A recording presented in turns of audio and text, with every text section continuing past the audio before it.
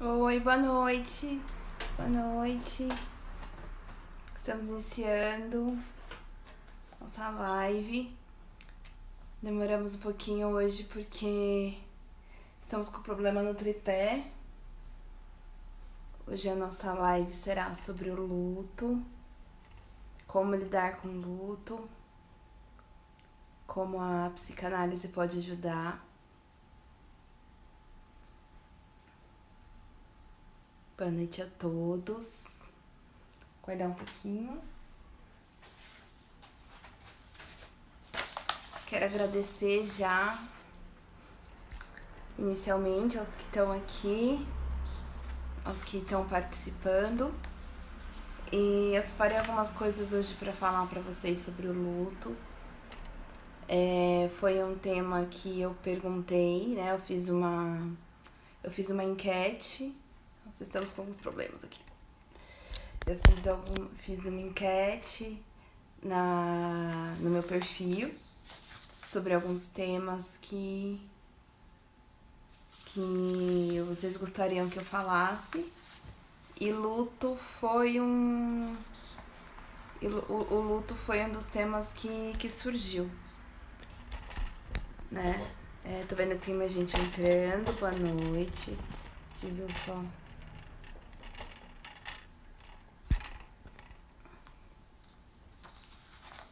Olá, boa noite a todos.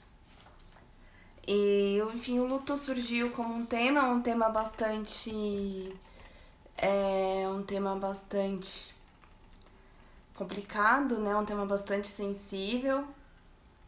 E eu achei muito interessante que vocês sugeriram esse tema, porque apesar de ser um tema muito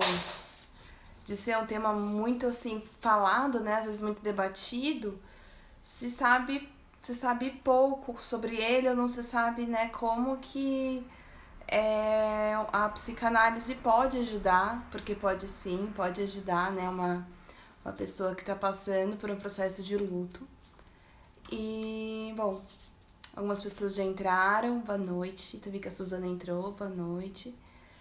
E eu vou começar então no conteúdo aqui que eu preparei para vocês. Estamos com um cenário novo hoje. Primeiro, quero explicar para vocês o que é o luto, né? O luto não acontece só quando alguém morre.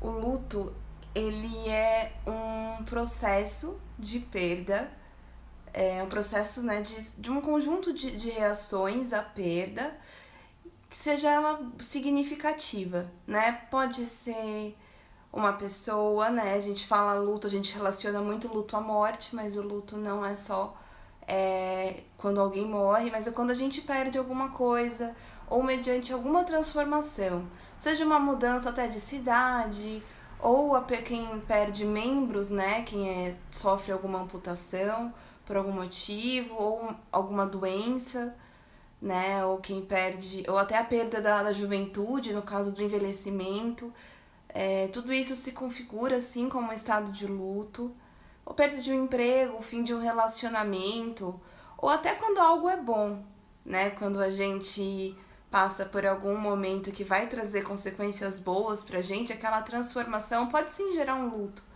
né? Porque a gente tá ali diante de algo que não é mais o que a gente costumava ser, né? Tem uma psicanalista que ela usa uma frase muito boa para definir o processo de luto, que é a transformação do eu que eu costumava ser para um eu que eu estou me tornando, né? Então, o luto é quando a gente precisa se adaptar, precisa se vivenciar uma nova realidade, com essa nova... sem aquilo que antes se configurava como uma parte de nós. Seja um relacionamento, uma pessoa, ou uma casa, uma cidade, a saúde. E agora, inclusive na pandemia, a liberdade, né? A perda da liberdade, né, de poder sair, de poder visitar as pessoas, de poder frequentar espaços sociais, restaurantes, né, ou ter toda essa limitação. isso também se configura como um luto, né? E é um luto coletivo, e é um luto que todos estamos experimentando, né? Não tem como não vivenciar isso, porque é uma perda de um estado anterior, é perda de uma liberdade, é perda de um modo de vida que se existia uma rotina, se existia um modo de organizar a vida que mudou totalmente, né, dentro com a pandemia. Então isso se configura como um luto e é algo que todos, né, estamos passamos com mais intensidade, alguns com mais, outros com menos, mas é uma transformação de um eu, né, que costumava existir e agora precisa se adaptar a uma nova realidade, né, sem aquilo que antes se configurava como uma parte da gente, tá? Eu tô vendo que tem mais pessoas entrando, boa noite a todos vocês que estão entrando. Lembrando que vocês podem deixar dúvidas, coisas aqui nos comentários, que conforme eu for falando durante a live eu vou sanando essas dúvidas, tá? Conforme possível. E o luto, as pessoas costumam falar muito das fases, né? A barganha, a depressão, a negação, a aceitação. Isso aqui nem todas as pessoas passam por todas estas fases, né? Estas fases que a gente fala, elas são, assim, uma maneira da gente se orientar, né? De conseguir ver por onde o processo do luto está se encaminhando, mas não é uma regra para todo mundo, essas fases, né? Não necessariamente a pessoa primeiro ela nega, depois ela tem a raiva, depois ela barganha, depois ela entra em depressão e depois ela aceita. Não é assim. Quem já vivenciou o luto sabe que o luto tá mais pra uma montanha russa no escuro, né? Uma hora você tá bem, aí daqui a pouco tem alguma coisa que te faz ficar mal, e aí você fica mal, aí depois do outro dia você está bem de novo. Então é uma inconstância, né? É uma montanha russa aí até chegar num momento em que você consegue lidar com essa perda de uma maneira melhor, que essa perda para de ocupar um lugar central na sua vida. Mas sim, essas fases existem e servem também para orientar para o profissional entender em que fase aquela pessoa ficou estagnada durante o processo de luto. Porque o processo de luto, ele só acontece quando a pessoa aceita, ela realiza aquela perda, quando ela não nega mais. O que acontece muitas vezes é que algumas pessoas ficam paradas em algumas fases, né? Em algumas fases desse luto e não seguem adiante, como por exemplo a negação. Né? Eu lembro que no bairro que eu morava, quando eu era criança, tinha uma senhora que tinha perdido a filha e ela andava com um carrinho de bebê, né? Com uma boneca dentro. E eu não entendia, e hoje, pensando nisso, quando eu fui estudar, eu vi que isso é uma maneira que pode ser uma maneira de negação também, né? Não que seja, mas pode ser uma das maneiras de negar, né? Que você nega aquela perda, então você nunca entra em contato com o sentimento da perda. E o luto, ele é um processo que ele é necessário, ele é um processo psíquico que ele é necessário para a pessoa poder elaborar aquela dor, para a pessoa poder elaborar aquela perda. Então, o luto ele não é uma doença, ele não é algo que deve ser combatido, porque ele é algo natural, ele é algo normal que precisa acontecer até para que a pessoa consiga se abrir de novo para o mundo, consiga se abrir de novo, no caso de relacionamentos, para um novo amor, para novas vivências, que ela possa se abrir novamente para a vida.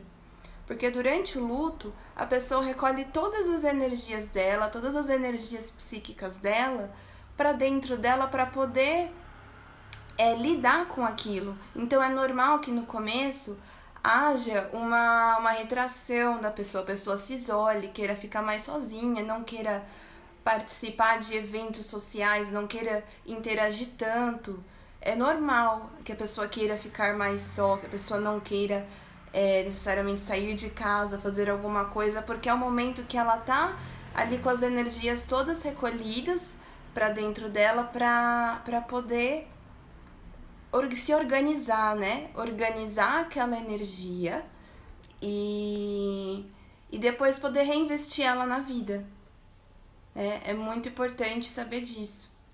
E se a pessoa fica estagnada em uma dessas fases, na negação ou até na depressão, isso pode tornar o luto que a gente chama de luto patológico, né? Era chamado de luto patológico, hoje é chamado de luto complicado. O que é o luto complicado? É quando o processo de luto, depois de um tempo, né, impede a pessoa de voltar a viver a vida dela. A pessoa não consegue, não tem interesse mais em voltar a viver a vida dela.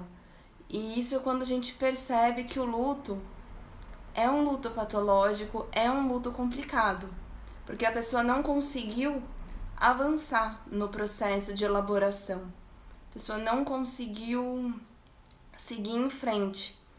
E é muito complicado falar de tempo, né? Porque é muito comum quando a gente fala de luto, as pessoas perguntarem, mas quanto tempo é normal para uma pessoa superar um luto, ou superar uma dor, ou superar a perda? Depende muito. A maneira que a pessoa vai lidar com o luto depende de alguns fatores. Primeiro, como essa pessoa lida com frustrações na vida dela, como ela lida com limites, como que ela lida com os acontecimentos, porque a morte, ela é um limite, ela é um fim. Então, como que aquela pessoa lida com as frustrações, como ela lida com tudo isso, influencia a maneira que ela vai vivenciar a perda, a estrutura dessa pessoa e o grau de afetividade, de ligação que essa pessoa tinha com esse objeto perdido, seja emprego, seja uma pessoa, seja um relacionamento, seja um status, seja beleza, seja saúde, liberdade, enfim. Esse grau também determina muito a maneira que essa pessoa vai lidar e o tempo que ela vai passar neste processo. Então é muito complicado falar de tempo. Cada pessoa tem um tempo de lidar com o luto. Eu vou tirar agora a dúvida aqui. Aqui tem uma pessoa que mandou uma mensagem. É comum a pessoa se sentir em um estado de irrealidade, sem lágrimas, sem lembranças, podendo a ficha cair depois de 4 anos com muita intensidade? Se sim, porque isso acontece. Sim, isso pode acontecer, porque lembra que eu falei da questão da negação? Muitas vezes, para não entrar em contato com essa dor, com esse sentimento, a gente até inconscientemente nega que algo aconteceu. Não que a gente não saiba, a gente sabe, né? Às vezes a pessoa sabe que aquilo aconteceu, mas ela se recusa a aceitar aquilo dentro dela. Então ela não vivencia o processo do luto, porque o luto, ele só se inicia quando a pessoa realiza aquela perda, quando ela cai a ficha que aquela perda aconteceu. Então, quando aquilo cai a ficha, aí o processo começa, né? Tem pessoas que passam muito tempo nesse período de negação, nesse período de ausência, assim, da realidade, de não querer ou não conseguir entrar em contato com isso. É normal. Não é bom, não é saudável. Por quê? Porque, igual você falou, a ficha vai cair um dia. O luto, como ele é um processo necessário, uma hora ele vai reaparecer na vida daquela pessoa que sofreu a perda. Seja em uma doença, seja em atitudes repetitivas, seja até no caso de abuso de substâncias como álcool, drogas. Então, aquilo vai voltar em algum momento. O luto não é alguma coisa que você pensa, eu vou escolher não sofrer agora e tudo bem. Não, uma hora aquilo vai voltar. Independente da maneira, mas aquilo volta. Muitas vezes acontece de uma pessoa que não vivenciou alguns processos de luto, passa-se muito tempo e diante de, às vezes, de alguma perda que a gente pode se dizer que até não é tão significante assim, a pessoa tem uma reação muito desproporcional. E por quê? Porque aquilo foi um gatilho para aquelas perdas que ela não vivenciou. Então, aquele luto vem como se fosse um luto acumulado. Então, todas aquelas perdas que ela vivenciou durante a vida, que ela negou, né, de certa forma, voltam. Isso volta com toda a força, né? E quando volta, costuma voltar até com mais intensidade porque ficou reprimido esse tempo todo. Ficou, né, não foi vivenciado. Então, quando volta com mais força, podendo até se configurar como um luto complicado. Pessoal, pra quem tá entrando, eu tô com a mão aqui assim porque estou com um problema aqui no tripé, tá bom? Espero ter respondido, já que se eu não respondi, me avisa. Tá bom?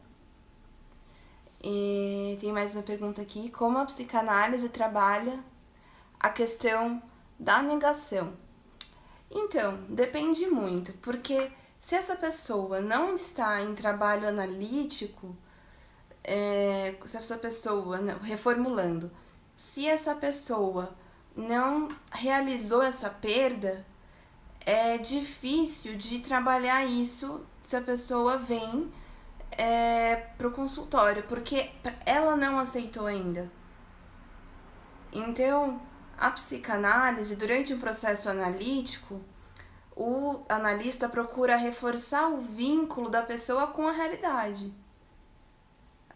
A psicanálise busca, sim, reforçar esse vínculo da pessoa com a realidade para que ela não fique tanto na fantasia, para que ela não fique na negação. Mas muitas vezes é uma escolha também do paciente, da pessoa não entrar em contato com essa dor.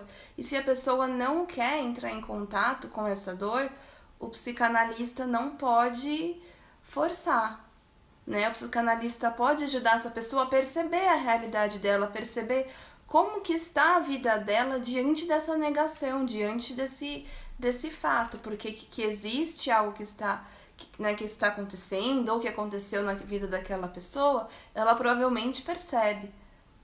E o analista vai mostrar isso para ela, porque se aquela pessoa foi procurar ajuda, é porque tem alguma coisa incomodando ela, né? Tem alguma coisa ali que não tá bem, né? Porque ninguém vai procurar ajuda ajuda psicológica quando está tudo bem, é quando tem alguma coisa que está incomodando. E às vezes não é nem alguma coisa que a pessoa relacione a um luto, mas no processo de análise a pessoa pode descobrir que aquilo que ela está sentindo, né, aquela ansiedade, aquela crise de ansiedade, aquele pânico, ou até uma depressão, pode sim ter a ver com algum luto não vivenciado, algum luto que ela não se permitiu sentir. E isso o analista mostra, mas cabe também o quanto a pessoa está disposta a entrar em contato com essa dor. Eu respondi, espero que eu tenha respondido. Se eu não respondi, pode deixar aqui, tá? E o luto na pandemia, como que a gente aborda isso, né? Como que fica a questão do luto na pandemia? É uma questão aí que algumas pessoas tiveram que se deparar, pessoas que perderam entes queridos, né, para o coronavírus, ou pessoas que perderam entes queridos para outras doenças, para outras fatalidades, mas não conseguiram ter uma ritualização devida, não conseguiram ter ali um velório ou um enterro ou alguma ritualização. Isso se configura como um segundo luto. Por quê? Porque também tem uma perda aí nessa ritualização, dessa falta da possibilidade de ter esse encontro. Por quê? Porque a ritualização faz parte do processo de elaboração da perda. Quando a gente vai num enterro, quando, né, a pessoa vai num enterro, vai num velório, quando ela vê, né, até às vezes, quando é possível, quando ela vê, né, consegue ver, né, o caixão, ver lá o túmulo, aquilo traz uma certa concretude para a perda. Então é mais fácil a pessoa, não é mais fácil, né, na verdade, aquilo se torna de certa forma mais real e ajuda, né, a pessoa, quem perdeu, a perceber aquilo e a conseguir elaborar também e também a ter um apoio, porque o velório também é um momento ali onde existe uma rede de apoio, onde existem familiares que estão ali para apoiar, para dar suporte para as pessoas que estão sofrendo. E a pandemia, de certa forma, impediu que isso acontecesse da maneira que as pessoas estavam acostumadas. Então isso sim se configura como um segundo luto.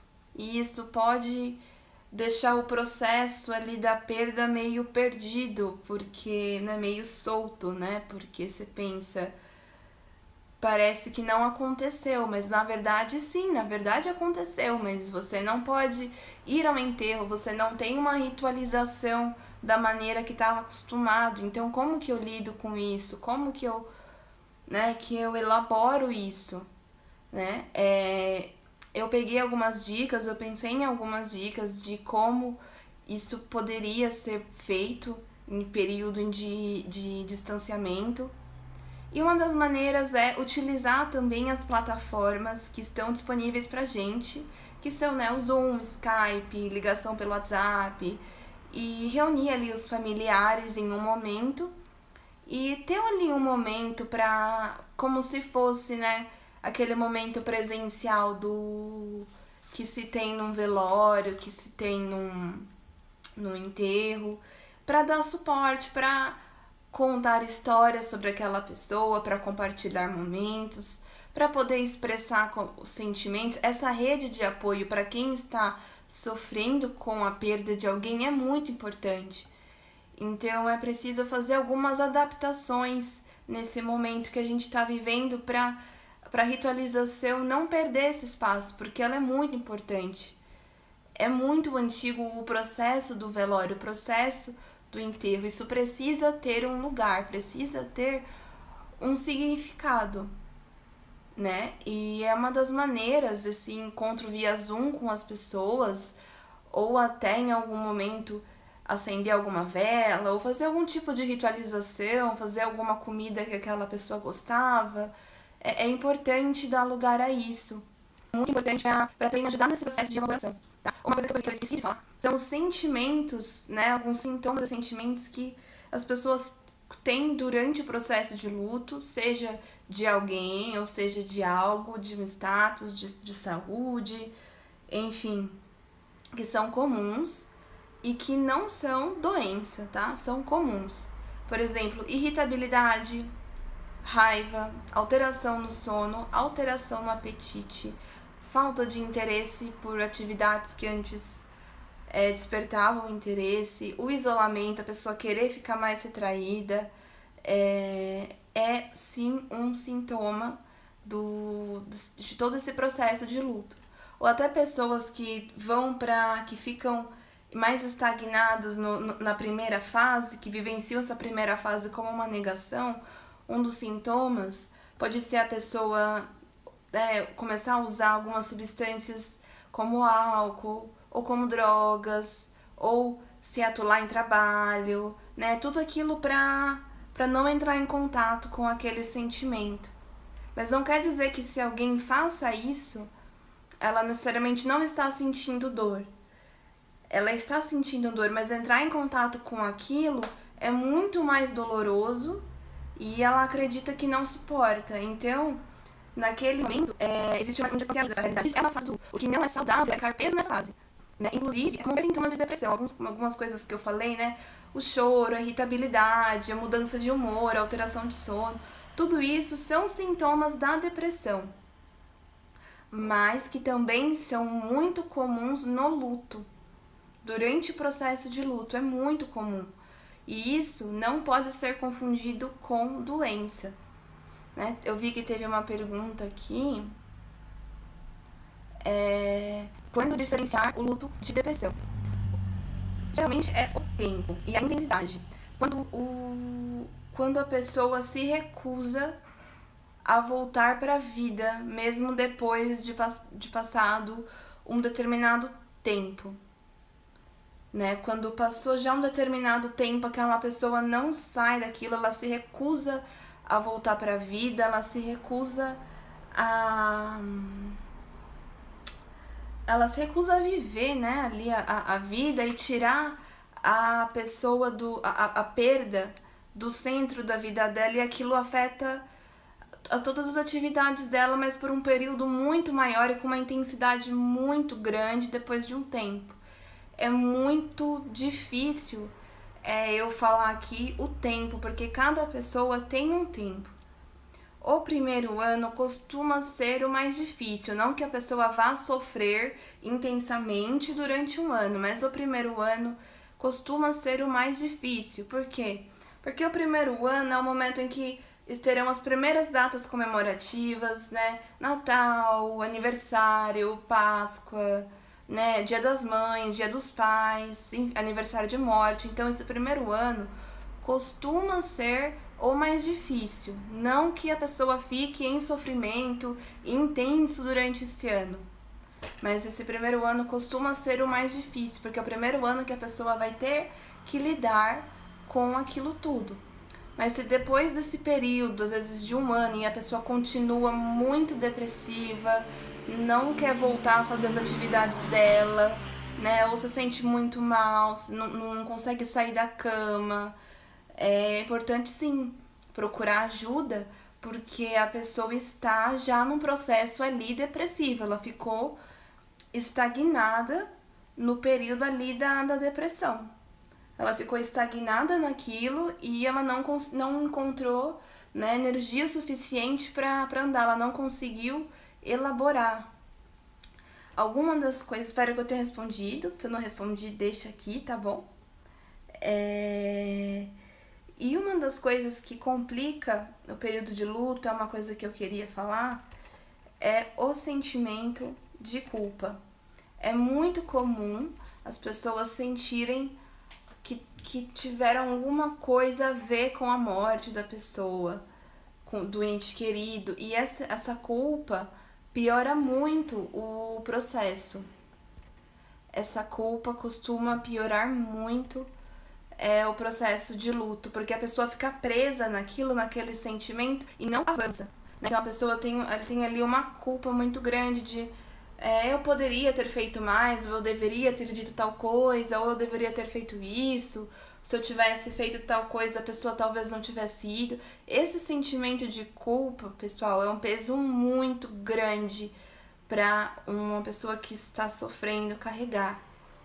E aquilo que aconteceu não é culpa dela, não está na responsabilidade dela. Então essa culpa, por mais que ela seja muito comum, ela não é boa, e ela só piora o processo de elaboração. E se você, por acaso, hoje está assim, se conhece alguém que está assim nesse processo de culpa, indique essa pessoa para procurar ajuda, para expressar o que ela sente, porque é muito prejudicial. E se ela ficar presa nesse processo, a chance de um luto complicado se desenvolver é muito grande. Muito grande.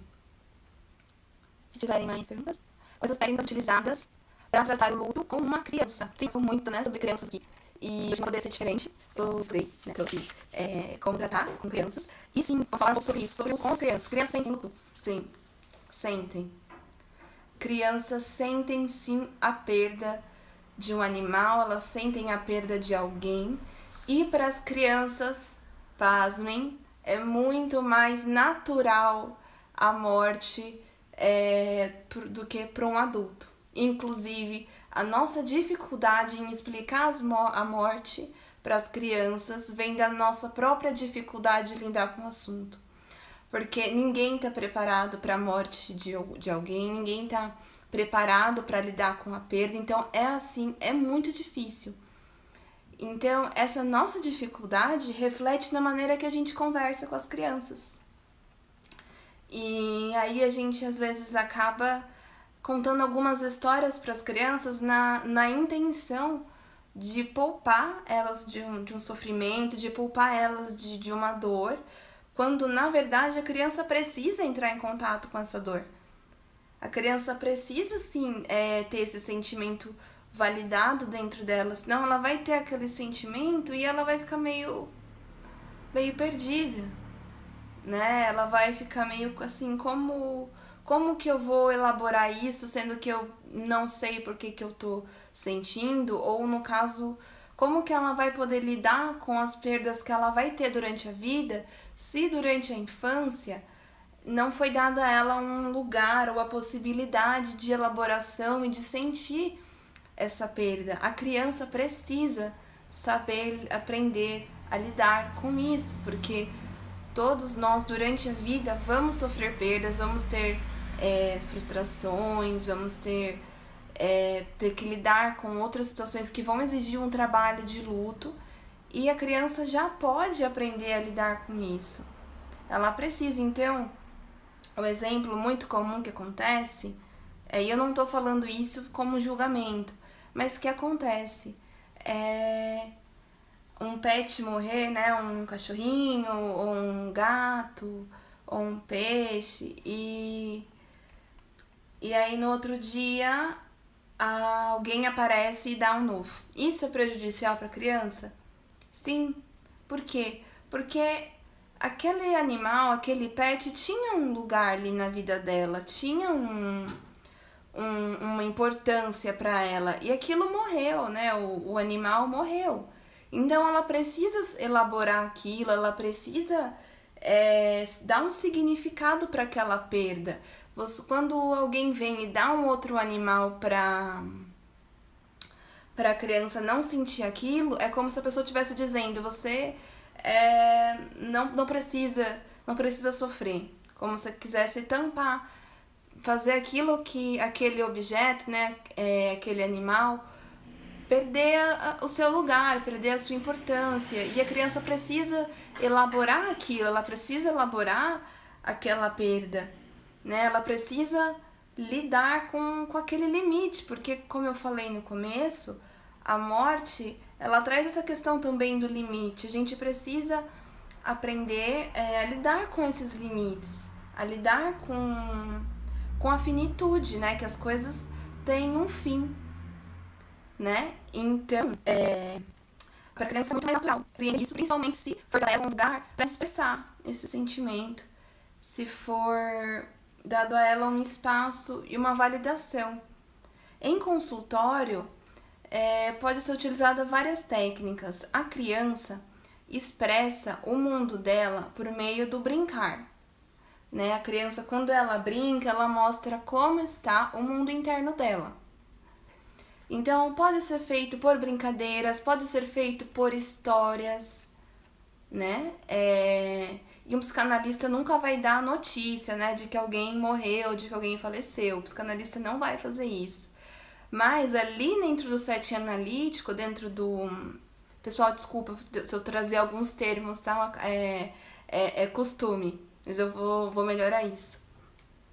Ali na análise, a criança vai poder trazer esses sentimentos, que são totalmente normais, né? Às vezes é uma criança que passou por um processo de luto e tá sentindo raiva, ou tá tendo comportamentos violentos, ou tá se recusando a brincar, não tá querendo ir pra escola, ou tá com medo de dormir sozinha. Tudo isso podem ser sintomas do luto. Então, a criança ela vai trazer aqueles sentimentos, e aqueles sentimentos vão ser trabalhados para ajudar a criança a lidar com aquilo, né? Porque uma coisa também importante de se falar é que a análise não impede o processo do luto, né? O luto, ele é um processo essencial, ele é um processo que precisa ser, né, feito mediante qualquer perda significativa. Então, a análise não vai tirar a pessoa do luto, não vai acelerar o processo do luto. A análise vai fazer com que a pessoa consiga expressar o que ela sente, o analista vai perceber como que aquela pessoa tá lidando com aquela perda e como é que aquela pessoa lida com todas as perdas na vida dela, como que ela lida com as frustrações no geral, porque aquilo vai refletir em como aquela pessoa, em como aquela criança também lida com a morte. Então o analista vai perceber isso, vai existir um acolhimento, né? E isso quando o analista for mostrando algumas coisas, com a escuta acolhedora, e o paciente for percebendo algumas coisas, for até aceitando alguns dos seus próprios sentimentos em relação ao falecido, ou enfim, ou a pessoa que ele se relacionava, o luto costuma ter menos tendência de se tornar um luto complicado, né? Não é uma regra, mas tende a se tornar menos complicado porque a pessoa tem um espaço ali para ela expressar, para ela se entender, para ela se ouvir. E com a criança não é diferente. Com a criança, as técnicas vão ser mais lúdicas, então vão ser por meio de histórias, vão ser por meio de dinâmicas, e ela vai conseguir se entender e vai conseguir trabalhar aquele sentimento, entender o que ela está sentindo. E a criança vai conseguir elaborar, vai conseguir trabalhar aquilo dentro dela, aceitar e vai seguir em frente. E para a criança é muito mais natural do que para o adulto. Então, eu já acabei trazendo também de como que a análise pode ajudar uma pessoa que está enlutada. A análise traz também esse acolhimento, esse ouvir, né? O prestar atenção em você mesmo, em prestar atenção na sua dor, não ignorar, porque o luto, ele não é doença. O que acontece é que hoje a sociedade é muito imediatista, né? Então a gente não pode sofrer, a tristeza não é tolerada. Então, quando alguém morre, às vezes a pessoa vai e já quer tomar um antidepressivo porque acha que tá com depressão porque tá triste, e não é assim. Não é assim que acontece. A tristeza, ela é um sintoma do processo de luto.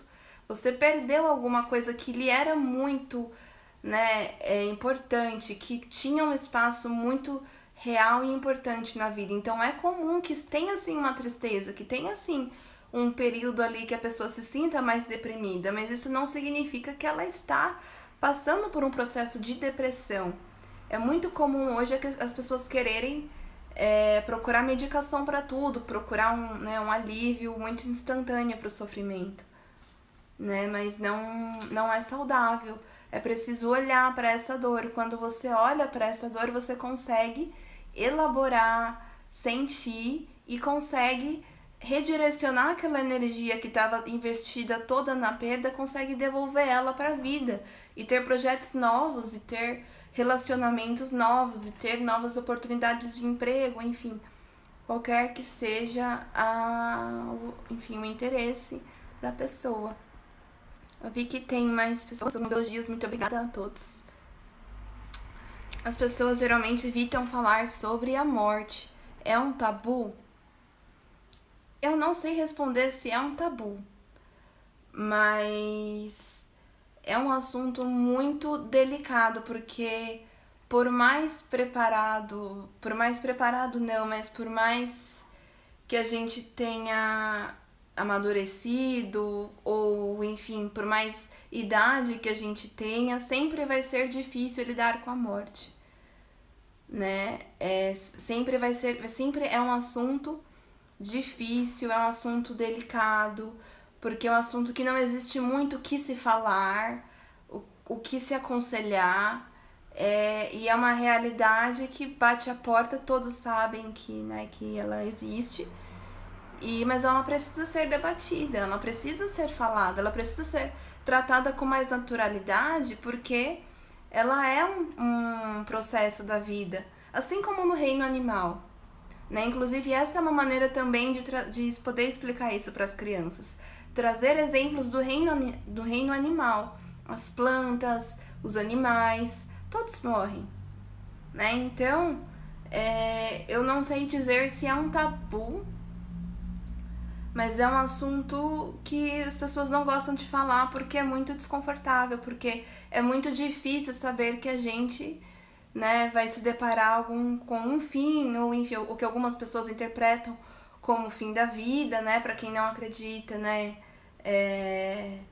em existência após a morte, ou em reencarnação, enfim, independente da crença, a morte se coloca ali como um fim, então é muito difícil, e a gente não sabe, né, a morte traz pra gente a questão do desconhecido também, a gente não sabe o que vai, né, se é o fim, ou se tem alguma coisa, a gente não sabe, é um desconhecido, né, então é um assunto que também traz medo, então é muito difícil, assim, um assunto muito difícil de tratar, mas que se for um tabu, não precisa ser um tabu, a gente pode sim conversar sobre.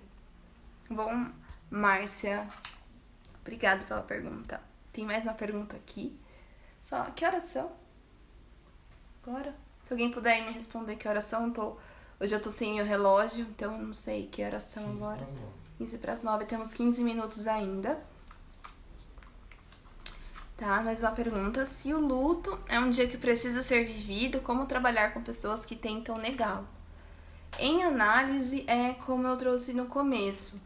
O psicanalista não pode forçar a pessoa a olhar para a dor. A pessoa só vai conseguir lidar com o luto, né? Ela só vai conseguir lidar com a perda se ela conseguir realizar aquela perda, se ela conseguir realizar de que algo foi perdido e aceitar aquilo dentro dela. O psicanalista não pode forçar essa realidade, não pode forçar a pessoa a aceitar a perda dela e forçar ela a encarar a dor. Não, a pessoa tem que estar pronta, ela tem que querer, né? Olhar para aquela perda, olhar para aquela dor, por mais que o analista possa mostrar algumas coisas, né? Por mais até que o paciente se falando perceba algumas coisas, a decisão, né? O movimento de olhar para essa dor é dele. O psicanalista não pode forçar, né? Não tem como forçar uma pessoa a sentir isso, né? Porque muitas vezes a pessoa não se sente com estrutura suficiente para lidar com uma perda. Então é muito difícil, é muito delicado, isso é muito individual, né? O que acontece é que essas pessoas ficam mais tempo na negação, o que pode ser mais complicado porque uma hora na vida dela esse luto vai aparecer de alguma forma, seja em forma de sintoma, em forma de alguma doença, em ansiedade, em medo, de alguma maneira vai aparecer. Então, mas eu não posso, eu como psicanalista, quando chega alguém lutado que não quer entrar em contato com a dor, eu não posso fazer com que ele aceite essa realidade. É uma decisão dele. Tá bom? Temos mais perguntas? Se não vier o luto, poderá adoecer? Sim. Sim, Thiago, boa noite. Obrigada por estar participando. Essas fases não vêm necessariamente em ordem, né? As fases do luto, né? A raiva, a barganha, a aceitação, a depressão, a negação, não vem necessariamente nessa ordem e não são todas as pessoas que vivenciam todas essas fases, né? Algumas pessoas experimentam, né? Passam por todas, outras passam por 2, por 3, não passam necessariamente por todas. Mas é comum, sim, ter sintomas, por exemplo, de raiva ou de sintomas mais relacionados à depressão, né? E elas não vêm numa ordem, né? Primeiro uma coisa e depois a outra. Muitas vezes eles vêm até em conjunto, né? Às vezes a tristeza, a pessoa se sente triste num dia, e aí no outro dia ela tá bem, e no outro dia ela tá com raiva. Enfim, é uma montanha russa, né? Não é uma sequência de fatos, né? Mas tá mais pra uma montanha russa, né? A pessoa às vezes está bem, e assim é importante também frisar de que a pessoa pode sim ter momentos bons, né, de felicidade, de alegria durante o processo de luto, que não significa que ela não esteja de luto. Mas a pessoa pode sim ter momentos bons e depois às vezes acontece alguma coisa, ela passa por algum lugar ou vê alguma coisa, ou ver algum objeto da pessoa, e aquilo pode desencadear nela uma reação toda de sentimentos, de tristeza, de raiva, e aquela pessoa se sentir novamente triste, mais deprimida. Então é muito comum. E não é necessariamente nessa ordem. Tá? Pessoal, o pânico pode estar associado ao luto. O pânico, pessoal, o pânico ele costuma aparecer em pessoas que não têm o costume de expressar os seus sentimentos, né? O pânico, as fobias, né? As fobias nem tanto, mas o pânico, essa síndrome de ansiedade, de pânico, ela pode sim estar associada, não necessariamente uma pessoa que tenha síndrome do pânico tenha vivenciado tenha tido alguma perda que não vivenciou, mas pode estar associada pelo fato do pânico tá muito ligado a pessoas que não se expressam, que não colocam os sentimentos para fora, né? Que não elaboram isso. Então, se a pessoa teve uma perda, teve um luto, uma coisa que ela não vivenciou, ela pode sim futuramente ter crises de ansiedade, ter crises de pânico, né? E aquilo está relacionado a um luto que às vezes ela nem associa, tá? Isso muitas vezes só vem durante um processo de psicoterapia, de análise, que a pessoa percebe que aquele sentimento de pânico, de ansiedade, ou aquele medo, por exemplo, de andar de avião, o medo de sair na rua, o medo de ficar sozinho em casa, pode ter a ver com um luto mal elaborado há muito tempo, né? Mas sim pode ter a ver, mas não necessariamente tem a ver com isso. Outra coisa que eu queria falar antes de acabar, pessoal, nosso tempo tá acabando, eu quero agradecer, já ia agradecendo vocês, que existem tipos de luto, né? Então existe o luto antecipatório, existe o luto complicado, que eu já falei, existe o luto não reconhecido, e eu quero falar um pouco sobre esses tipos de luto que são muito importantes, né? O luto antecipatório é quando a gente já se prepara, quando, por exemplo, alguém está numa doença que está em fase terminal e aquela pessoa, a gente sabe que ela não vai se recuperar, que ela vai morrer, então a gente já se prepara. Então, naquele momento que a gente percebe que a pessoa vai morrer, né, por conta de alguma doença, de alguma coisa, ali já se inicia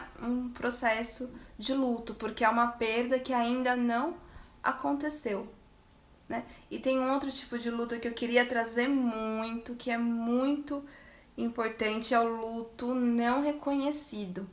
O que é o luto não reconhecido? Luto por pet entra nessa categoria. É um luto que não é bem reconhecido, não é reconhecido socialmente. É o luto por pet. Pessoas que tiveram, mulheres, né, que perderam bebês, né, que sofreram aborto ou que, né, tiveram filhos natimortos, né, que nasceram mortos, ou lutos até de amantes, né, são lutos que não são bem aceitos, não são reconhecidos socialmente, e sim são lutos. Então é muito importante a gente não desmerecer a dor das pessoas, não desmerecer o sofrimento, né? Porque quando uma mulher tem ali um aborto, ela passa por um processo de luto.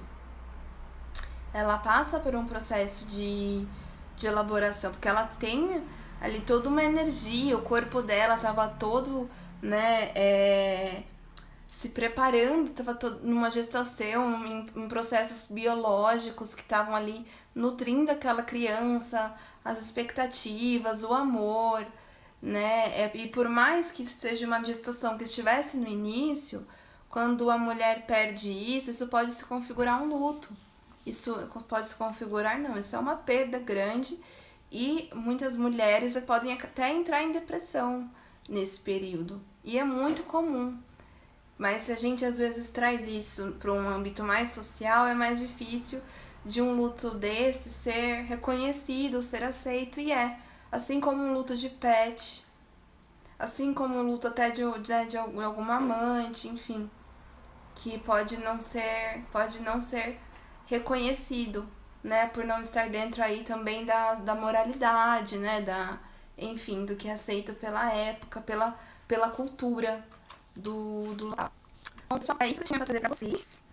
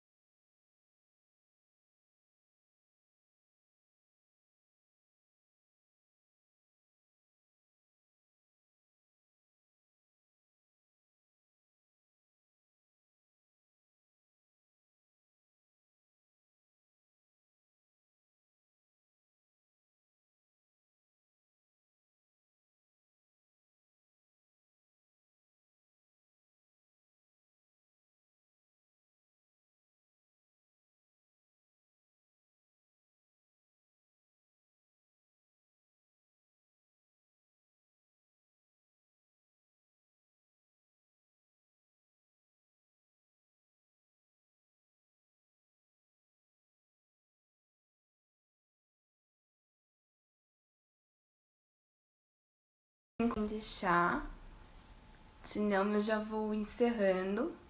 Lembrando que eu tô assim porque estamos com um problema aqui no tripé, mas eu quero agradecer a todos que entraram, a todos que compartilharam a live, todos que estão presentes. Obrigada a todos. E toda segunda teremos live agora. E os temas, eu vou deixar sugestões de temas, vocês podem também me sugerir alguns temas, sugerir se hoje é um teste de horário, se vocês quiserem algum outro dia, algum outro horário também, falem pra mim, deixem a sugestão, manda direct, me chama no WhatsApp, que eu vou responder e eu vou levar em consideração. Agora, se não tivermos mais nenhuma dúvida, nós encerramos por hoje e agradeço a participação de todos. Temos mais alguém? Mais alguma dúvida? Deixa eu ver se passou alguma coisa. Se alguma coisa passou batido. Acho que eu consegui responder todo mundo. Tá? Pessoal, se eu não conseguir responder alguma coisa ou se ficou alguma dúvida, mandem no direct, por favor, mandem. Porque toda dúvida de vocês é um momento que me faz ampliar também meus estudos, meu conhecimento, e eu posso trazer mais conteúdo legal, né? Posso trazer mais conteúdo que interessem a vocês, tá bom? Essa live vai ficar gravada, amanhã eu vou disponibilizar ela no Instagram, tá bom? E é isso, toda semana teremos lives. Obrigada a todos e vamos encerrar. Tchau, tchau.